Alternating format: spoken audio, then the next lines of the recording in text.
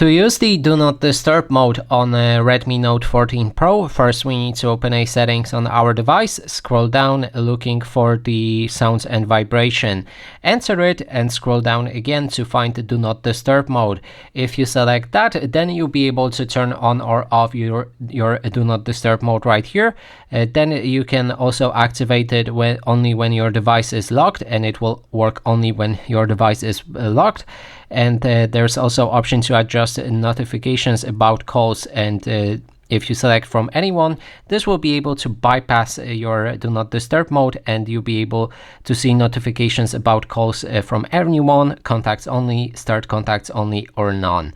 Then there's the option to notify you about repeated callers if somebody tried to reach you multiple times, and this option is active.